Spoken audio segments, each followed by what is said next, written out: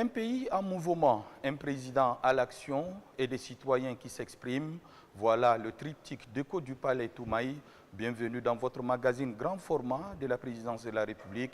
Au menu de ce 15e numéro, des faits, des analyses, mais aussi vos voix. Premier arrêt de notre parcours, l'agenda présidentiel, une semaine marquée à la fois par l'économie et la foi, deux temps forts résumés pour vous par Angal Toklok, et c'est dans la rubrique Actu en bref. Dans les hautes sphères de l'énergie, comme dans les cercles de la foi, le président de la République, chef de l'État, maréchal Mohamed Idriss Déby Itno, a tenu cette semaine la même posture, celle d'un leader attentif, ferme et fidèle à ses priorités. Jeudi 28 août 2025, le chef de l'État a reçu le président directeur général du groupe pétrolier Perenco, François Pérudo. Au cœur des échanges, les activités de Perenco au Tchad et les attentes du gouvernement concernant le développement stratégique du secteur des hydrocarbures. Le président de la République a clairement exprimé à son hôte la nouvelle orientation du Tchad en matière d'exploitation des hydrocarbures. Désormais, chaque gisement, au-delà de ses retombées économiques, devra intégrer un objectif national, contribuer à l'électrification du pays via le gaz. Une exigence ferme qui inscrit le secteur pétrolier dans une dynamique de développement inclusif et durable. Plus qu'un simple message économique, c'est une vision politique du chef de l'État qui est ici déclinée, faire des ressources fossiles un levier de puissance intérieure. Dans un registre différent, mais avec le même souci de reconnaissance nationale, le président de la République a honoré deux jeunes Tchadiens, Mohamed Adam Mohamed et Mohamed Tahir Kosei, sacrés lors de la 45e édition mondiale du concours du Saint-Coran à la Mecque. Ce même jeudi, en présence des membres du Conseil supérieur des affaires islamiques, ils ont été félicités pour avoir hissé le nom du Tchad parmi les grandes nations qui excellent dans la lecture et la mémorisation du Saint-Coran. Un pays ne se construit pas seulement par des routes, des ponts et des gratte-ciel, mais aussi par des vies préservées. Et aujourd'hui, une urgence sanitaire vient nous rappeler cette évidence. Il s'agit du choléra. La maladie est apparue dans l'est du Tchad, dans les provinces du Ouadaï et des Silla, frontalières avec le Soudan en guerre, où l'épidémie est signalée en premier lieu. Alors, que se passe-t-il sur le terrain? Quelles réponses apporter face à l'urgence? Comment protéger les populations? Comment éviter que la vague déferlante ne se transforme en marée? Nous avons posé toutes ces questions et bien d'autres au ministre de la Santé publique et de la Prévention. Dr Abdelmajid Abdelrahim est en premier lieu installé depuis plusieurs jours dans l'est du Tchad, précisément à Abéché, où il assure la coordination avancée de la riposte. Décryptage dans la rubrique Regard d'expert.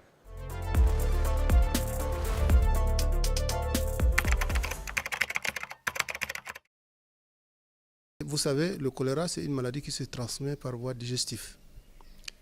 Et la meilleure stratégie, c'est l'hygiène assainissement. Donc nous avons prédisposé des kits wash, mais également nous avons formé des comités. Et ces comités sont chargés de sensibiliser la population avec nous sur les mesures préventives. Les difficultés sont d'ordre naturel. C'est caractérisé par les grands wadis. Et quand les deux wadis se remplissent, notamment Mourra et Betea, nous avons des difficultés pour traverser. Et cette difficulté vient d'être levée par la mise à disposition par le gouvernement d'un hélicoptère qui va nous permettre de pouvoir acheminer les choses sur place. Mais une deuxième difficulté, c'est la mobilité constante des réfugiés d'un camp à un autre. Vous savez que le choléra se transmet très facilement par le contact. ces gens-là. Et puis il y a deuxième chose aussi, tant que les gens ne sont pas sensibilisés, ils ne viennent pas dans les formations sanitaires. Si le diagnostic est posé précocement, la prise en charge est précoce, il n'y a pas de raison que les malades meurent. Mais malheureusement, les gens viennent avec un diagnostic tardif et on enregistre souvent des décès communautaires. Vous savez, en matière de réponse face à une telle crise, il faut une harmonisation des interventions. Il faut agir de façon coordonnée, harmonisée. Et c'est ça qui a mobilisé, si vous avez dû remarquer, chaque jour nous avons instauré une réunion de coordination à 9h avec toute la couche de la population. La société civile, les partenaires techniques et financiers, les associations locales, les autorités administratives, religieuses, traditionnelles et autres. Tout ce monde-là sont impliqués. Alors maintenant, il faut faire de façon structurée. Et c'est ce que nous faisons chaque jour. La première chose à faire, c'est remplir le malade. Parce que le malade fait une gastro-entérite, c'est-à-dire vomissement diarrhée. Et très facilement, si la prise en charge n'est pas adaptée, ça bascule vers la déshydratation. Et si c'est une déshydratation à stade 3, malheureusement, en l'absence de traitement, on perd souvent les malades. Mais je crois que nous avons en ce moment le Tchad a mobilisé tous les matériels nécessaires, humains, techniques, logistiques, et je crois qu'il n'y a pas de raison pour que la courbe ne puisse pas se fléchir. Pour casser la chaîne, il faut limiter d'abord le mouvement. Et il faudrait que toute la population comprenne que la maladie se propage très facilement quand il y a une promiscuité. S'il y a un surpeuplement et un déplacement massif, ça favorise la propagation de la maladie. Et nous avons mis en place des instances de gouvernance communautaire, de comités de santé, comités de gestion. On a structuré la population à faire la sensibilisation intercommunautaire. Donc, y compris dans les camps de réfugiés. Nous avons formé des gens. Et moi, je pense que maintenant, depuis 2 jours, on commence à ne pas enregistrer certains cas, surtout dans le cas de Farchana et d'Amlayouna.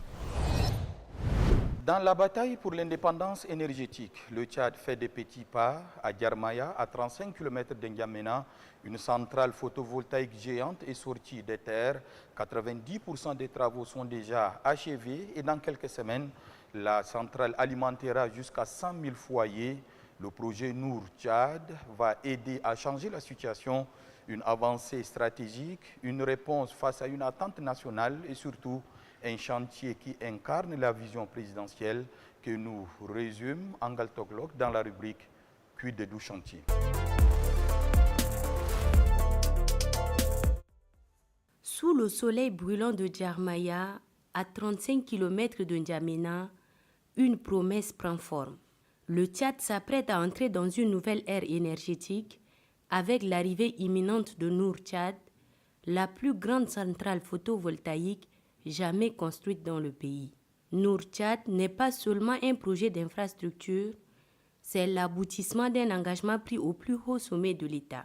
Inscrite dans le programme politique du président de la République, la centrale de Djarmaya incarne une promesse forte, faire de l'accès à l'énergie un levier de développement et de souveraineté pour le Tchad. Porté par Global Sud Utilities, ce projet d'envergure a une capacité de production de 50 MW. Il intègre un système de stockage, une unité thermique pour garantir la stabilité du réseau et une ligne de transmission reliant Djarmaya à Lamadi. Sur place, les travaux sont exécutés à plus de 90%. Malik Ahmad Abadi est le directeur du projet Nour Tchad. En seulement 8 mois de travaux, le projet est exécuté à plus de 90%. Et dès le 1er août, nous avons commencé à fournir de l'énergie à la SNE. Nous sommes fiers de mettre à la disposition de la SNE 50 MW. Je tiens à féliciter l'État et tout particulièrement le président de la République pour son engagement sans faille et le suivi rigoureux de ces projets qui ont permis de surmonter toutes les difficultés rencontrées.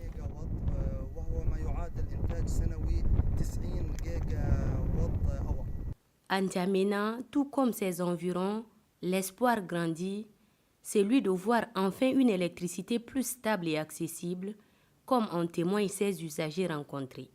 On a vraiment passé un moment qu'on ne peut pas oublier. Il n'y a carrément pas d'électricité. Espérons que vraiment le projet doit se réaliser ou bien finir à temps afin de soulager la population N'Djamena. Pas la population seulement N'Djamena, mais le Tchad entier. Moi, j'habite à quartier Atron, là, derrière Moudoualoum, mais là-bas, l'électricité, il n'y a pas. Même les ampoules qu'ils ont mis ici, il n'y a pas. Donc, j'aimerais que le gouvernement nous aide pour qu'on ait de l'électricité dans notre quartier. Comme ça pourra nous aider à bien étudier notre leçon quand nous sommes à l'école. La centrale solaire photovoltaïque Nour Tchad n'est qu'un jalon. Pour le ministre de l'Eau et de l'Énergie, Djarmaya est le point de départ d'un tournant décisif vers un modèle plus propre et plus résilient. Dans ses ambitions de régler définitivement la crise énergétique, le maréchal président de la République a souhaité que nous puissions renforcer le mix énergétique. Le mix énergétique, c'est avoir le thermique et le solaire. C'est pourquoi l'initiative de Djarmaya est née. On s'est rapproché des Émiratis et qui ont engagé très rapidement les travaux sur leurs fonds propres. Et en 8 mois, nous avons les 50 mégas solaires disponibles. Nous nous sommes dit que nous avons un partenaire sérieux. Il faut continuer les discussions avec ces partenaires. Et nous avons très rapidement envisagé 2 nouvelles constructions à l'intérieur du pays, à Béché et Sar. Et là, ils sont déjà sur le terrain pour les études de faisabilité et que très rapidement, d'ici peu de temps, les travaux vont commencer. On va leur confier encore Gosbeda Amtiman. Et donc, nous pensons qu'avec cette entreprise-là, il y a un peu du sérieux et que ça va vraiment nous accompagner dans notre quête d'énergie. Avec plus de 400 emplois directs créés durant la phase de construction et une 60aine d'emplois permanents attendus, Nour Tchad s'inscrit aussi dans une logique d'inclusion locale. La main-d'œuvre mobilisée est essentiellement locale. La majorité des employés, qu'ils soient techniciens, ingénieurs ou manœuvres, sont tchadiens. Au plus fort des travaux, nous comptons près de 400 employés. Ils ont su démontrer leur savoir-faire et leur détermination. Cela prouve une fois de plus que les Tchadiens sont pleinement capables d'assurer la relève et de porter de grands projets. Absolument, ça c'était des discussions que nous avons eues en amont avec l'entreprise et pour les phases de construction et pour les phases d'exploitation. Ça c'est un acquis. Beaucoup de Tchadiens vont travailler et partout. À terme, la centrale devrait permettre d'alimenter jusqu'à 100 000 foyers, réduisant ainsi la pression sur un réseau souvent saturé. Reste à garantir la fiabilité du modèle et sa capacité à répondre durablement aux besoins des populations. Car si les promesses sont solides, les attentes le sont tout autant. Nous comprenons l'envie des Tchadiens. Et moi, j'ai toujours dit qu'il faut que les Tchadiens fassent confiance au maréchal. Ça fait bientôt 2 ans que je travaille avec ce président. Il a une volonté débordante de régler tous nos problèmes. Parce que la volonté que je vois, le rythme de travail que nous avons engagé, je suis convaincu, d'ici 1 an, 2 ans, en ce qui concerne l'électricité et l'eau, il va y avoir des avancées remarquables.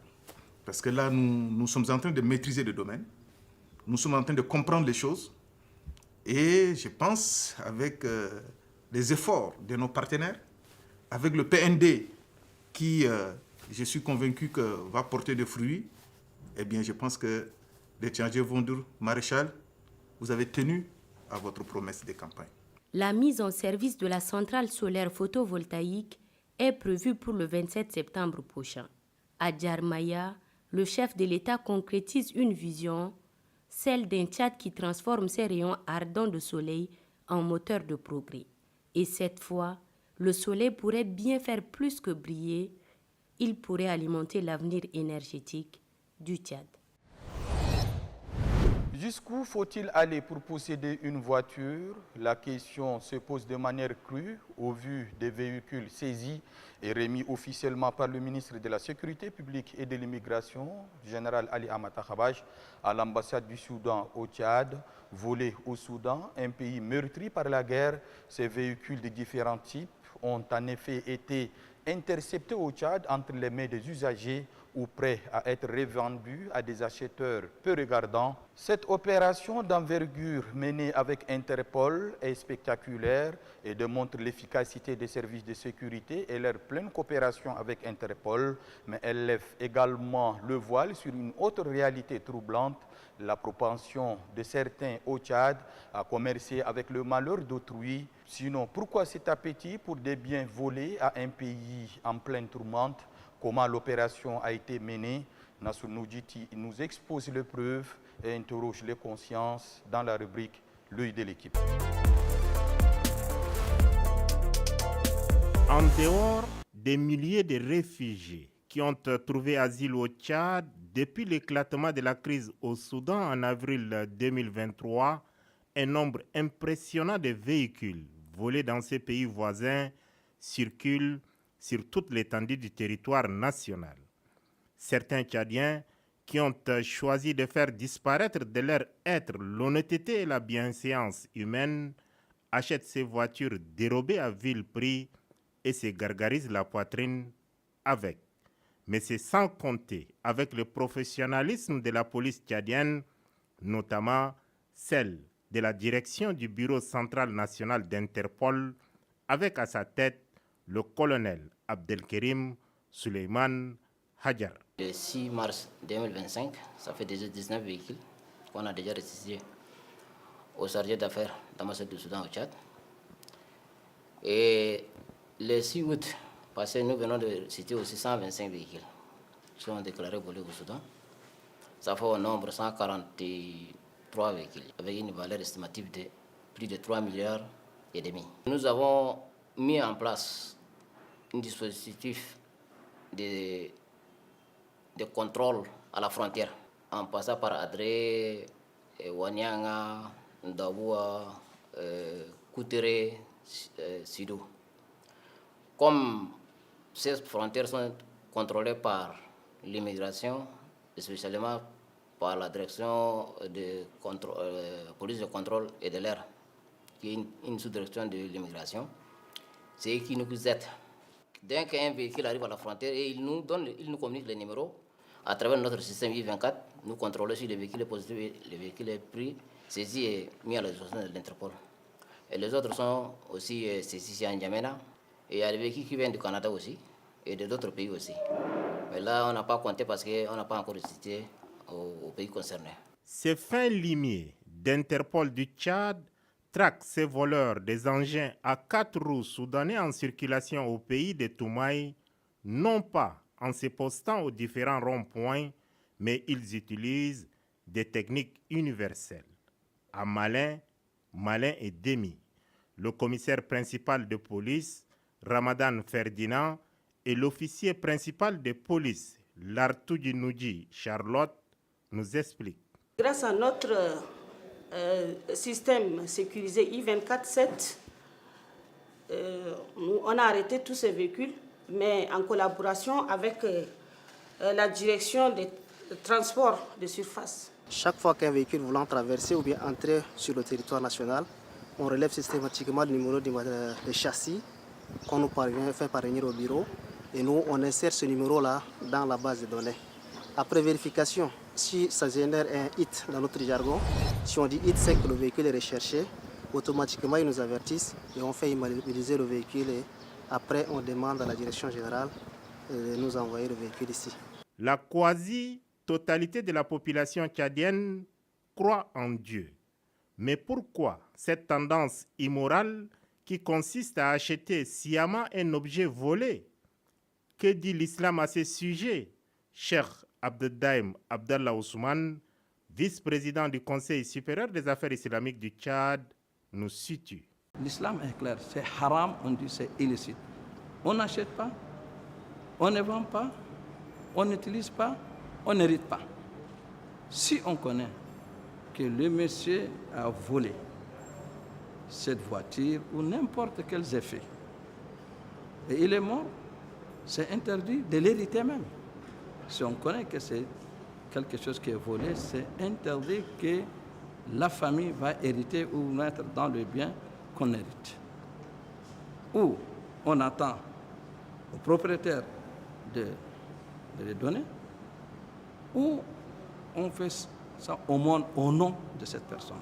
Pour avoir la version de l'Église, nous nous sommes rendus au siège de l'Entente des Églises et Missions évangéliques au Tchad, EMET. Son secrétaire général, révérend pasteur Dr Djimalngar Madjibaye, ouvre le livre de chevet du chrétien qui est la Bible et oriente. Les Écritures disent clairement que le vol est un péché. Et ça, c'est incontestable. Je peux même, dans la parole de Dieu, vous lire un texte dans Exode, chapitre 20, le verset 15, qui dit clairement « Tu ne voleras point ». Et la Bible ne s'arrête pas là, mais il condamne aussi ceux qui ne sont pas directement concernés, mais qui achètent aussi des choses volées de quelqu'un. Et là, ça se trouve aussi dans le livre de Proverbes, qui dit que si tu voles, si tu achètes quelque chose de volé, eh bien, tu mets ton âme en danger. Cela veut dire que non seulement le voleur est coupable de péché devant Dieu, mais celui qui achète aussi des choses volées est aussi coupable devant Dieu. Ainsi soit-il. Ce n'est pas tout.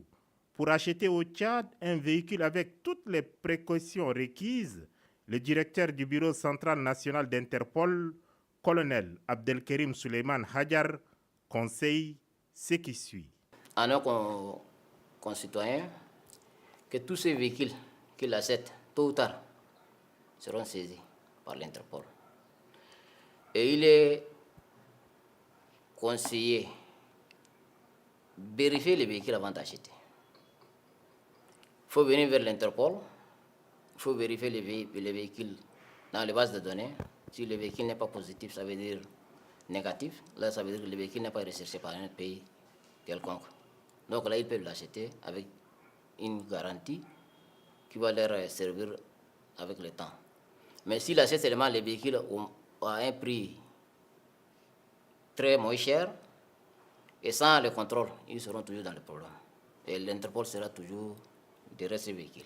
Sachez enfin que le véhicule volé au Soudan, revendu au Tchad et saisi par la direction du Bureau central national d'Interpol ont été restitués au chargé d'affaires de l'ambassade du Soudan au Tchad, ambassadeur Abdallah Bakar Saleh. Le diplomate soudanais a, au nom de son pays, exprimé toute sa reconnaissance au gouvernement tchadien pour cette franche collaboration engagée depuis plusieurs mois.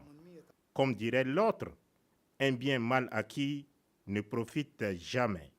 Il est temps pour les éventuels acheteurs de véhicules d'ouvrir grandement les yeux, sinon ils auront sur leur chemin la Direction générale de la police nationale à travers sa direction du Bureau central national d'Interpol. Et parce que les grands projets n'ont de sens que s'ils résonnent avec les attentes des citoyens, nous donnons la parole à ceux pour qui cela est fait, vous les citoyens. Qu'attendez-vous de la nouvelle centrale photovoltaïque de Yarmaya? Comment imaginez-vous son impact sur votre quotidien? Réaction dans la rubrique Élan. J'aime vraiment ce pays, le Tchad, qui est un bon pays, bien construit, on a des belles routes partout. Alors je félicite également l'effort de chef de l'État qui n'a ménagé aucun effort pour tout ça. Mais je lance cet appel qui puisse vraiment mettre la pression à toutes ces personnalités de faire vraiment un effort parce que là nous sommes dans le noir et ce n'est pas bien, ça ne mérite pas le Tchad. Quand on dit l'électricité, c'est un gage quand même pour le développement du pays. Sans l'électricité, nous ne pouvons pas progresser dans différents domaines. Nous voulons que cette électricité-là doit être gérée par rapport à la population. Il y a centrale, il y a connexion de Tchad, Cameroun, tout ça là, on est au courant de cela. Et nous aussi, nous souhaitons et nous prions qu'il y aura un changement. De l'agenda présidentiel au front sanitaire, des promesses de l'énergie solaire au défi de la sécurité transfrontalière, ce numéro d'Écho du Palais Toumaï nous a permis d'évoquer différents sujets et de visiter différents artisans au Tchad, au Soudan, de N'Djamena à Abéché, en passant par Diarmaya. Merci, votre fidélité nous honore. À très bientôt pour d'autres nouveaux échos.